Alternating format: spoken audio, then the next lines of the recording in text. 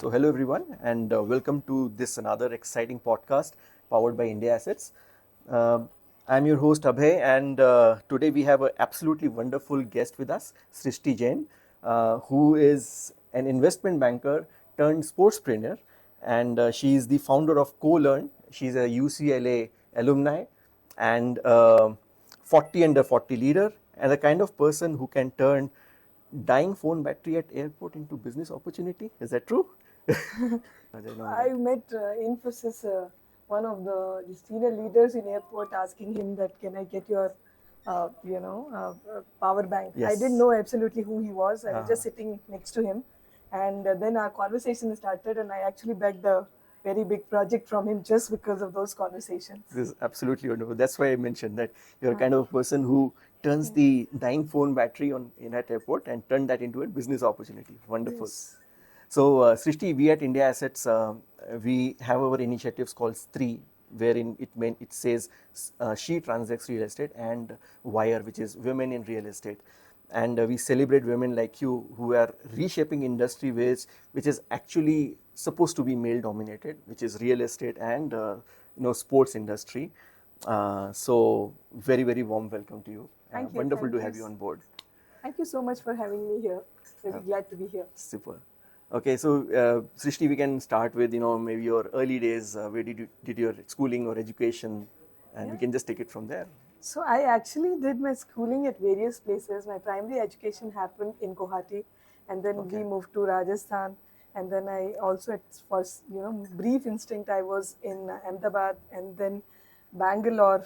So various places, and yeah, that makes me very, very friendly. I have friends in every location in India today, Super. and yeah, I come from. I come from a very, very humble place, and mom used to be a teacher, and that was education was very important for us, and that's how I was brought up. So, I understand. I was going through your profile. So, you have spent like about 11, 12 years in investment banking and M&A. And Yes, from there, you took a spree and you started your own company, CoLearn, which is into yes, sports yes. education. What was that aha moment which made you do that? I mean, it's completely wonderful. I think from beginning I'm a little bit of a rebel kid. I was a topper in Rajasthan board in 10th. I was in the merit list, Oh, and everybody thought that I'll become a doctor or an engineer. And to just keep my mom happy, I actually took PCMB. And really? after 12th, I decided not to even write the exam, and I took arts. And there was such a big shocker at that time. Like nobody would take arts if you are the best student in your state. So and then I convinced my mom that I wanted to be an IAS officer. So I will take arts, and because arts has more probability of Wow. cracking it. But what happened was by the time I finished my graduation, even there also I was a topper in my Bikaner University. But then I decided that I don't want to do arts. I don't want to be in arts. I want to take up finance and I want to do an MBA. So Wow. I take those turns in my life, which are not very traditional. And here also, I was the first one in my college. My first MBA was with Alliance Business School. And I was the first one in Alliance to get into front end investment banking in 2008, Okay. when front end investment banking was only given to IIM Ahmedabad and Bangalore students, or maybe Kolkata students. So I was there very happy and all, but then I did my second MBA, Oh. executive program with UCLA Anderson, and that gave me little bit of courage that yes, I should take up entrepreneurship, because I was always very happy to quote the stories of Sachin Bansal and everybody. Uh, So just got some courage from my professors and just decided that I will take that leap of faith and do entrepreneurship. So both me and my spouse came back from Dubai to start our own ventures, okay. and yes, that was 2019 October. So That's when you started Koland, CoLearn. Okay. yes, Okay. No, that's so wonderful, and exactly this is what we do even in India Assets. India Assets is a real estate wealth management company, and typically it's uh, the perception is that real estate is mostly done by male, and it's a male dominated industry, and But we actually go antithesis. In fact, if you see our national business head, she is a woman, and our chief operating officer Seema, she's also women. So it's actually an antithesis. So it absolutely aligns well, with what you are doing in Poland. Yeah, it's wonderful to know that. So, from M&A to, having those boardroom dramas and negotiations, to cricket fans, angry cricket fans on Twitter, so how's that change? It's completely the other side. I mean, mostly in M&A and all, if you are a finance graduate, that is your, a dream to get into the front end investment banking or do M&As. Here, it's complete passion. People in sports have not seen so passionate people in any other walks of life. So yes, it is little different there. But at the end of the day, I mean, you should. What I've understood is the grass looks greener on both sides. Yes. As long as you are not part of that particular side. But once you come on the other side, you know the realities. But if you're passionate about it, if you're driven by impact, you'll find your way. And that is actually the DNA of Co-Learn as well. We started with something else. Today we are in sports, and we are one of the very good brands and one of the very trusted brands in sports education in India today. So just tell the audience something more about Co-Learn and what exactly you do there. So Co-Learn is a sports edtech platform which is backed by Google Accelerator and IIM Bangalore and SR Cell. What do? We don't make anybody Virat Kohli, but we make everybody who's around Virat. So we make people sports analysts, sports commentators, sports journalists, sports scientists, sports social media managers, sports event managers, cricket umpires, cricket coaches, athlete managers, so on and so forth. We train them, we place them. Today, companies like ESPN, Delhi Capital, Rajasthan Royal, every Disney Hotstar, you name it. Every leading sports franchisees or leading sports organizations hire from us, and our students are creating a lot of buzz wherever they are going in good terms. Okay, this is so wonderful to know. But when you started this, this startup, and it's a very niche and very different, career. So, what made you make those investments, which was obviously you didn't know how will it turn out? How did you took that decision to make those investments? So when we started, we were doing mostly kids program. Okay. And we started in October 19, and then COVID just hit. Mm-hmm. So what we did was we made all our programs free of cost as workshops. We were actually maybe the first one in India to do that before even the workshop and the webinars became popular, before even the lockdowns were announced. And we had in some of our workshops 8,000 people coming or 5,000 people coming, though it tapered off. And I went to a friend who heads the NASCOM, and I said that I have come back to India, I have started my venture, and I have almost 8,000 plus people who have come for our webinars, and we haven't spent even a 1 rupee in marketing. So he told me that, how much are we charging? So I said, no, we are not charging right now anything. Okay. So he said, 8,000 number looks very big to you because you've come back from Dubai and the population there is much lesser. But 8,000 in India for a free program is not that high a number. So I said, what should I do? He said, no, immediately you change your, this one and make it priced. I mean, make it a paid program. Okay. And I said, at what price? So he said, no, you'll figure it out. If the demand is more, you increase the price. If the demand is less, you decrease the price, because there is no playbook of these courses in India. So you can't find out what competitors are charging. So we started our first program. Paid program was actually how to build your Shopify website and sell your cupcakes.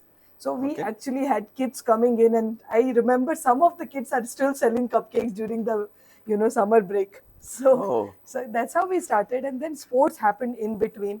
Then we got incubated by one of the incubators who told us that either we pick up sports or we pick up finance, and we have to go deep into it, because binge learning in India will not work. It is just an outcome of COVID. But Indians are very price sensitive, so they will not pay for it. And I have seen a lot of startups which were into binge learning are not today surviving. So we took a strategic call, and we said that we will either pick up finance or we will pick up sports. and the incubator made us do a lot of soul searching and a lot of going deep into our TG. So we figured out that sports finance we were doing good, but so were other people as well. Sports, nobody was doing what we were doing, but our impact was huge.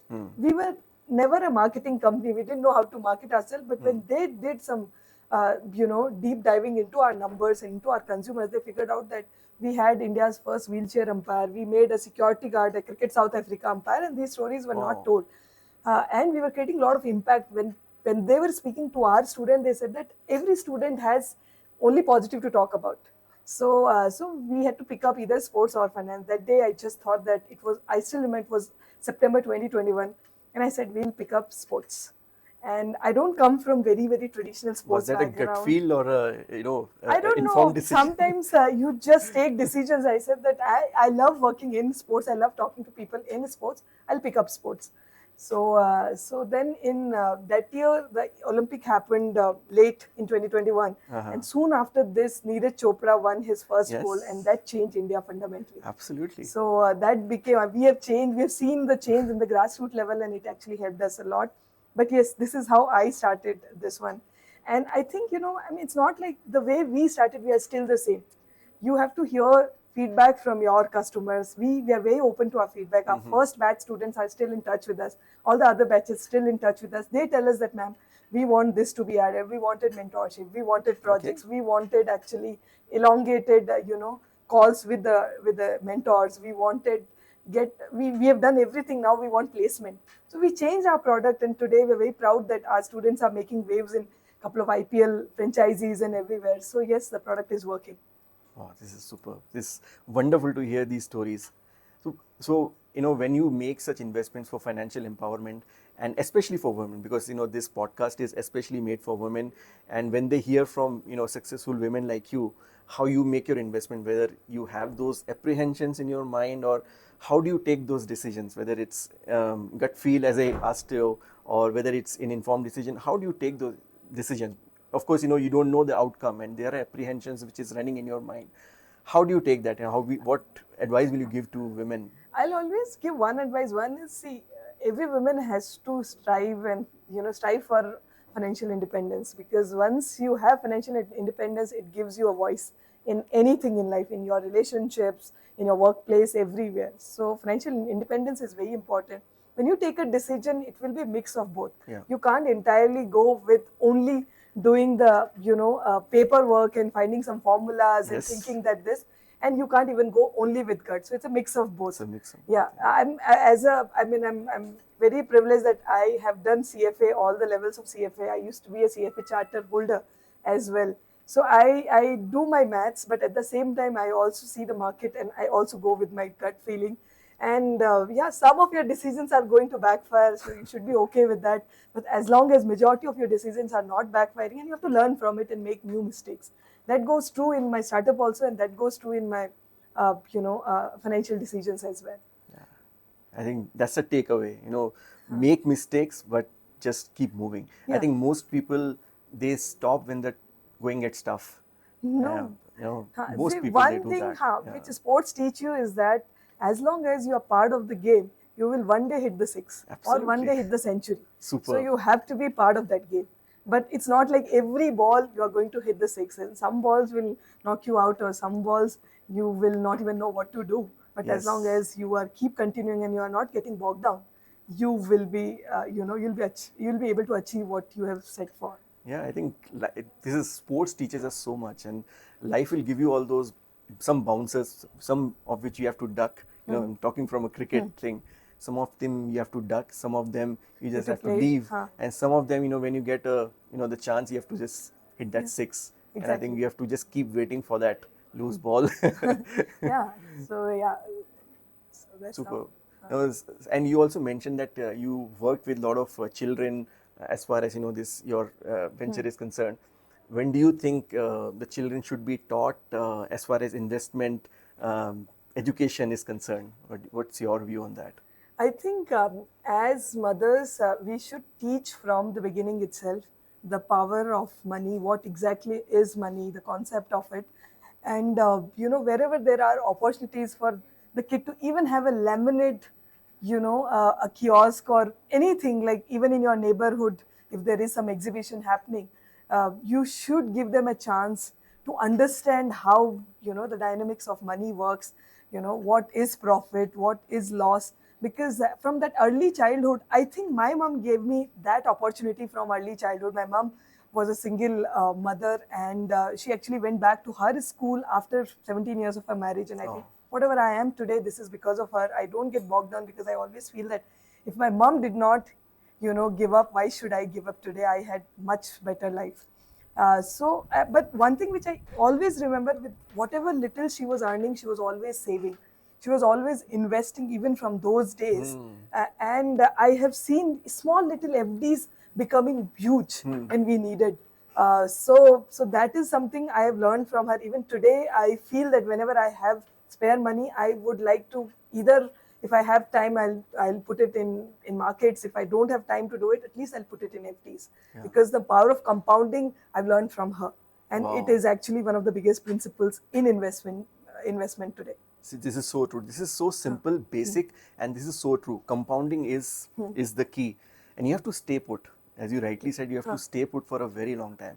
And this is what we do in India assets also. Real estate, of course, we know that you can't buy it today and sell tomorrow, and markets will go up and down. We all know. But when we have seen, people who stay put, especially in real estate or any other investment for that matter, that's where they will gain.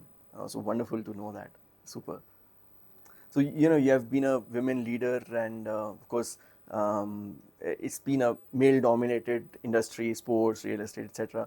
So, what challenges do you face, and how you kind of overcome that? So for me, the biggest challenge was I don't come from traditional sports background, right? I was an investment banker, no history of family playing any sports.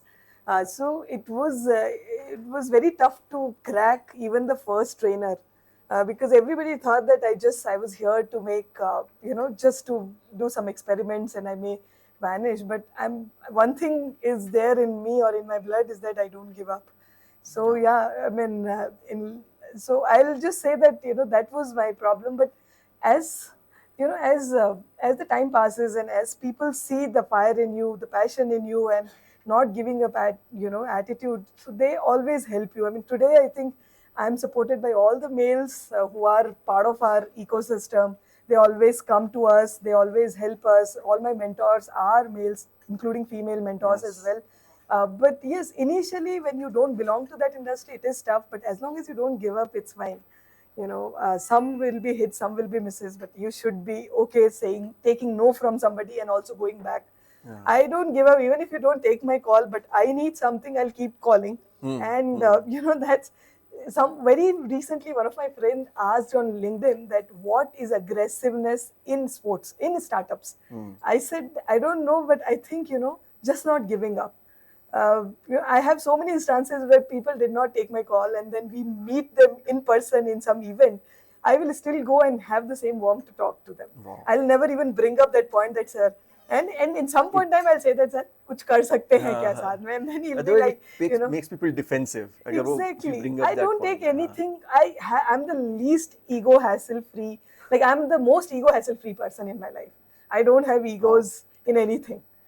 Because I do understand sometimes, even I don't take calls, I don't revert, but it's not because I don't want to. Sometimes I may be genuinely, Yes. busy, or may have some other priorities. But as long as somebody is persistent, I also, get back. So they may have those challenges. So I think that's aggressiveness in sports as well, in startups as well, that you don't take no. And I mean, every no is an opportunity for you to go back again and say that, okay, I changed my model now. Does it work? Like, can we talk right now? I think this is a huge learning personally for me and all our colleagues in India Assets and all those people who are watching this podcast. It's a huge learning. Don't take no for an answer. Yes. And keep all your ego hassles aside. This is such a wonderful thing. We all talk about leadership in boardroom, etc., and all that. But what's your one advice from a sports experience which you would like to give the startup entrepreneurs? I'll just say that, see, if you have something in mind, you really want to, check or you have some very good idea, you think that it can change the world, you should take that first leap of faith. The first step, and I keep saying that the first step is the toughest step. You know, just leaving the cushion, just leaving your safety net and Yes. starting something, it is tough, and it is tough for everybody. But then you somewhere have to have the leap of faith and just take that first step, and the whole universe just comes and, you know, helps you out. I've seen Yes. that everywhere. I don't, you know, I don't come from any of the backgrounds that I have been part of. But then, you know, you just have to ask for a specific help, and you should always be ready to help others as well without getting anything in return. And that's how universe just conspire and just help you out. I'm still, you know, in my maybe seventh step of my journey. There are 10,000 steps to be covered, but I'm ready to learn, and I'm ready to take those steps. So I'll just say that, you know, to every entrepreneur, if you have an idea, if it is, it's going to change the world slightly better, please go ahead and do it. Don't think too much about whether there are competitors, whether it is good or bad, or what people will say, because लोग तो कहेंगे, but आपको जो करना है वो तो आपको करना ही होगा. You know, you are such a natural speaker, and I think it just comes from the sheer passion and determination what you have. So Thank you. absolutely wonderful. Thank you. So, you know, Yeah. we'll do some fantasy startup exchange. So if you're a CEO of India Assets, I know Shivam will say, oh, what's it? Yeah. For 7 days, what will you do? I think I'll come up with, you know, a lot much of schemes for women. Nice. I will actually have a lot of women coming here exploring, you know, stuff which starts from as low ticket size as maybe $10,000 a month to a crore a month, or 10 crores a month, and I'll give them this opportunity to try it. So that is what I will do, because you know, I mean, in many circles, as you said, that investing or even thinking about real estate is a taboo for women. And women, again, as I said, that the first step is tough. So I'll make that first step easy for a lot of women. Have those conversations, and yes, have you know, real women investing in real estate. Yes, awesome. Some rapid fire? Ready for it? Yes. Your walking song when you're entering a stadium. Kar har मैदान फतेह. Oh, awesome. This is one of my most favorite songs. I recite it every day. Awesome. It's Yeah. one of my most favorite songs. I think of it and I get goosebumps. One sports which you want to play professionally if you are getting a chance. Pickleball. Okay. Okay. One real estate term which you pretend to understand but you secretly Google. I think, see, I come from you know, finance background, so most of the terms I know, but I think okay, REITs. Okay. Was first term. I mean, was very recent term which I actually forgot. Okay. Then I had to check that exactly what happens in REITs, and went to ChatGPT and did that. Was awesome. Yeah. Sushi, it was absolutely wonderful talking to you, and your journey itself is so inspiring. And this is what we exactly do, even in India Assets, as far as Stree and Wire is concerned. These are some of the initiatives which we have taken, you know, especially for women who want to invest in real estate, and that's where we feel that, you know, women should take those investment decisions and feel that financial empowerment. And of course, we, as you rightly said, we need to take help from each other. But you know, those investment decisions on independently taking those decisions just makes you so powerful and so passionate, as you know, I can clearly see in you. Thank So you. for any further you know, investment decisions on real estate, please follow us at India Assets. Thank you for tuning in, and wonderful. Have a great day, and see you soon. Bye bye. Thank Take you. care.